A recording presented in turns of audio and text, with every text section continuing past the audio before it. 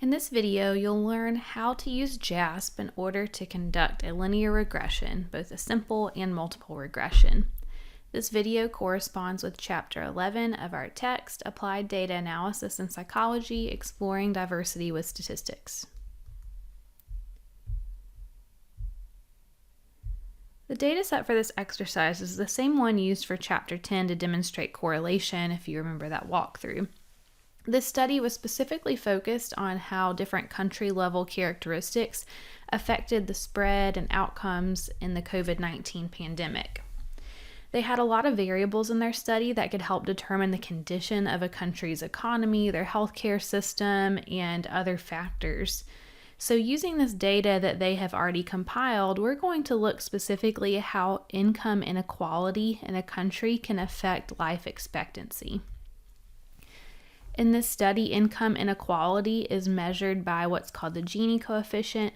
This value ranges from 0 to 1 or sometimes 0 to 100% depending on how it's reported, where 0 would mean that there is complete equality in income amongst people living in that country, and 1 or 100% would mean complete inequality, so higher values mean more inequality.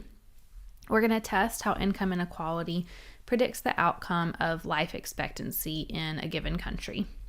We're also going to demonstrate using a multiple regression how both the Gini coefficient for income inequality and the proportion of money devoted to healthcare by the government act as predictors of life expectancy. The basic hypothesis we're going to start with is for just a simple regression where we're going to see is a country's Gini coefficient or a country's income inequality related to the life expectancy, where our null hypothesis would be that that slope is not significantly different from 0, there's no relationship, and our alternative would be that there is a relationship and that the slope is significantly different from 0. The skills that will be covered in this walkthrough are how to check assumptions of a simple and multiple regression analysis using different descriptive statistics and data visualizations. We're going to conduct a simple regression and a multiple regression, and we're going to focus on how to interpret and make sense of the associated output. Here the data is pulled up that we're going to use, which was that country level and COVID data. When we looked at a correlation, we focused on some of these coronavirus-related outcomes and data that was gathered. For this exercise, we're going to be focusing on some of this additional country-level data that was gathered, including things like here, our index of income inequality, budget for healthcare, life expectancy. So those will be the variables that we will focus on. And those variables are all measured with continuous numbers. So because these are continuous values, interval, or ratio, we are able to conduct a multiple regression and a simple regression, which is one of our first checks, is that our variables are continuous numbers. To start checking our other assumptions about the normality of our variables and whether or not there may be outliers, we'll go to our descriptives menu. And we'll move over the variables that we're going to be working with for this exercise. So I'm going to go ahead, even though we'll start with just a simple regression, I'm going to move over all the variables we're going to eventually work with in our simple and multiple regression. So that includes the Gini index, the budget for healthcare, and life expectancy. So those are the three variables that we're interested in.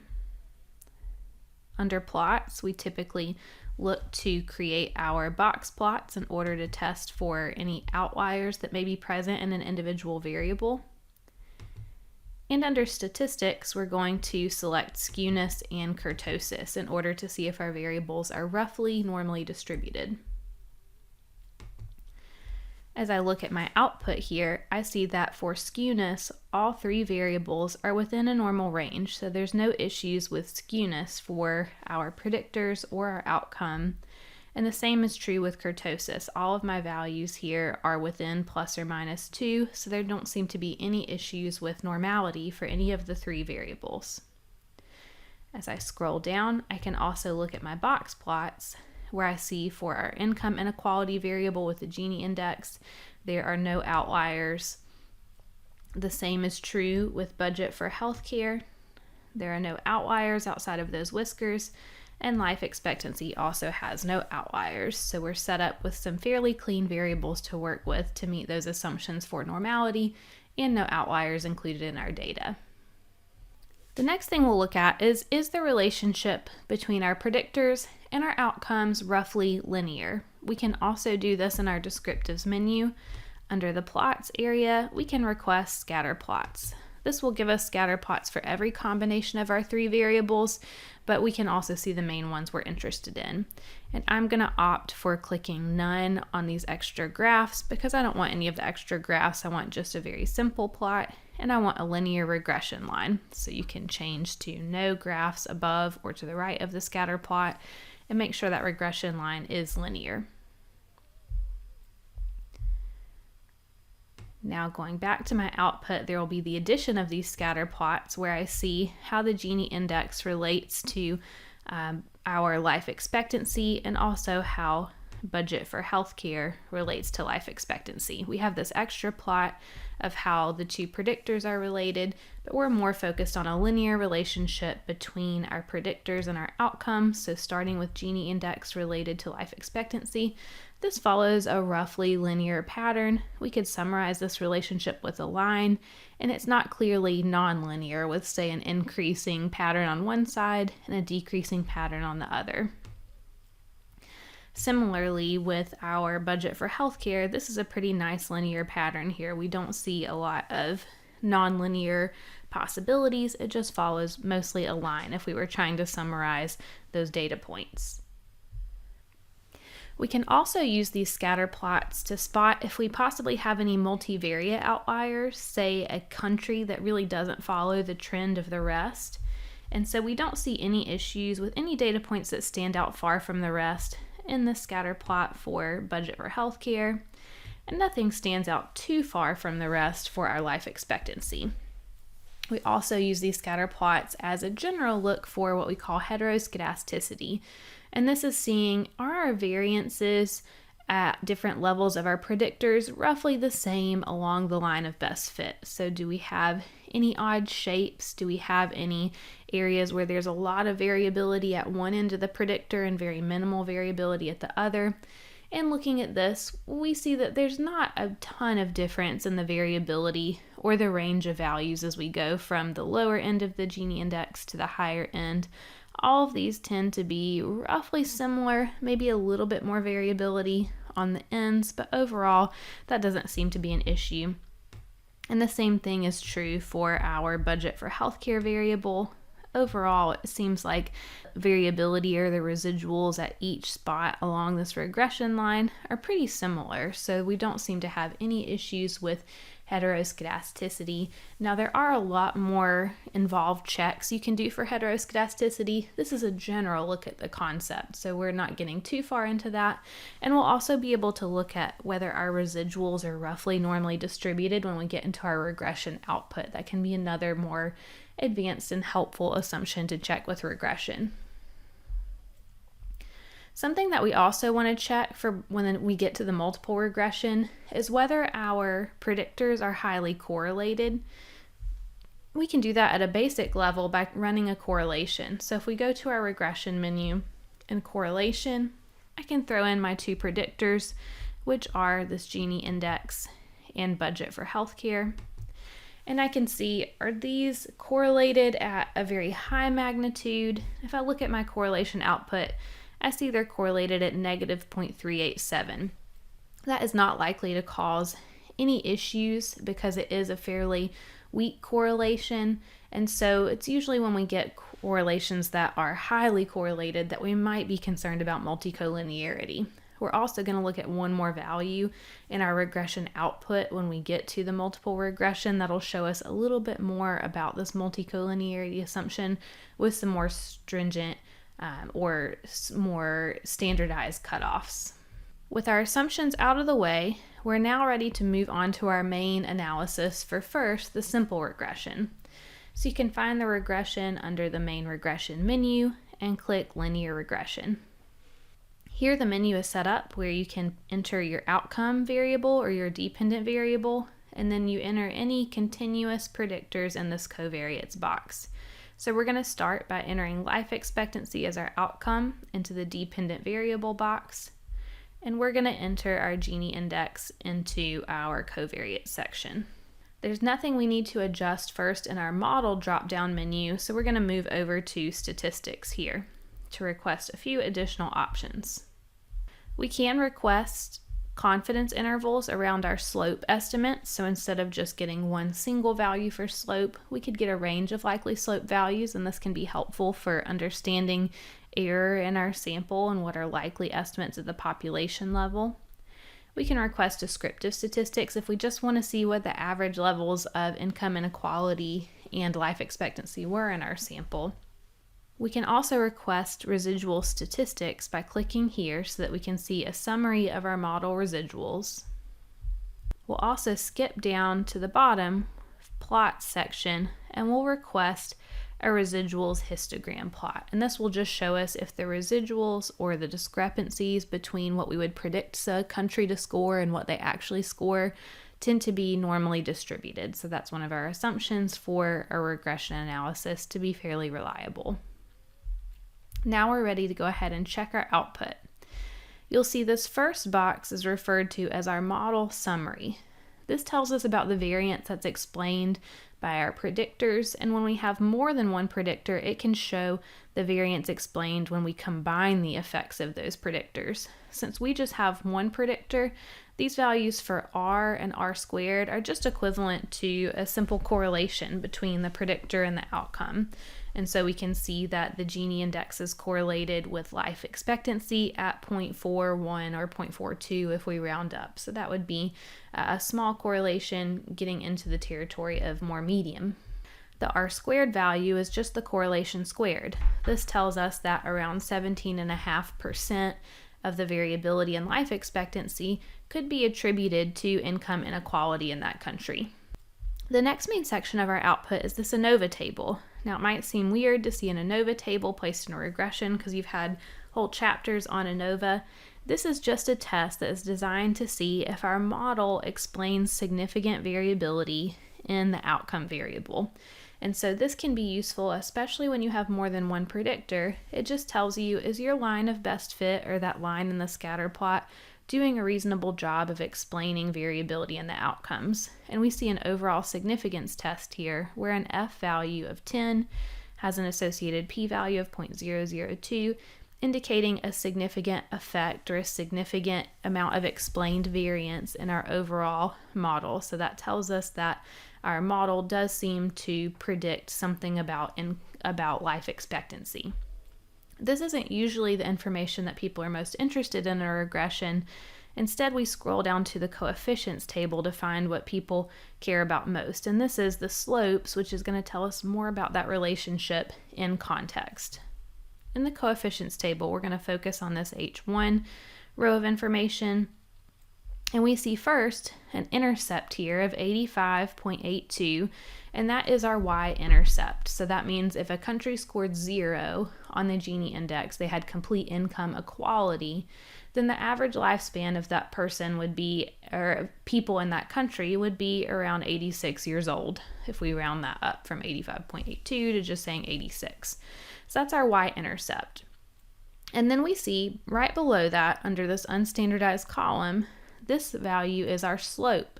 Negative 0.201 would be the slope of, as you increase in inequality, which is your predictor, as you increase 1 unit or 1% on the Gini index, how much would you expect average life expectancy to change? Because this is a negative value, we would interpret it as for every 1 unit increase on the Gini index, you would expect a 0.20 decrease in life expectancy. So when there's more inequality, people are expected to live 0.20 years less. We're also given this estimate of error around our slope in the standard error column, and this is actually what's used to calculate a significance test. If we took this negative 0.20 and divided it by 0.063, our error term, we would get the resulting t-value here. And so this t-value tells us, is that slope of 0.20 significantly different from 0? We can look at our p-value of 0.002, and that is a sign of statistical significance. So our slope, the effect of the Gini index, negative 0.20, is significantly different from 0. There is a significant effect. The last useful piece of information we have here is the standardized value, and that is what we refer to as beta in our regression, where beta is essentially a standardized version of the regression coefficient that can only range from -1 to +1. And so this is interpreted similar to a correlation. And you'll see that this value is actually the same as what we saw up in our R-squared table, 0.418. It's essentially equivalent to a correlation when we just have one predictor in the model. Our confidence interval also tells us a range of slopes. In our study, we estimated the slope at 0.20, but if we repeated the study over and over again, the true population correlation could be anywhere between a -0.33 and a -0.07. So that tells us the range of possible values for that estimate of the effect of income inequality. We have some additional information that we requested below, such as the descriptives, what was the mean level life expectancy for the 50 countries that were included, and what's the mean income inequality score for those 50 countries. We also have residual statistics that tell us about our residuals, or the difference between the predicted value and the observed value in the data for each of our countries. And we can see some information on here, such as the idea that our mean predicted life expectancy was 78 and the mean residual was a pretty small number, so we tended to not be off by a lot in our estimates. Our maximum residual, for instance, was being off by about 4 years of where we would expect a country to be and where they ended up, or being off by -6 years, that we were 6 years below what the actual reported life expectancy was for that country with our model. What we want to focus on more is this histogram here, and we want to see a roughly normal distribution, which this is, which gives us some more information about our assumptions to tell us that our residuals are roughly normally distributed. We don't have really high errors or really big discrepancies at either the high or the low end. We tend to have most of our cases that are predicted pretty close to the expected value, between 1 standard error, for instance, and fewer that have a dramatic residual, where they are, for instance, 2 or 3 standard units off in the prediction of what the life expectancy would be versus what it actually was in our model. Now that we've gone through this basic output with our simple regression, we can add a second predictor to our model to test a multiple regression. So in this example, we wanted to know how both income inequality and budget for healthcare together explain something about life expectancy. So we're going to add both variables into the covariates box and leave life expectancy as our dependent variable. We just have 2 predictors now instead of 1.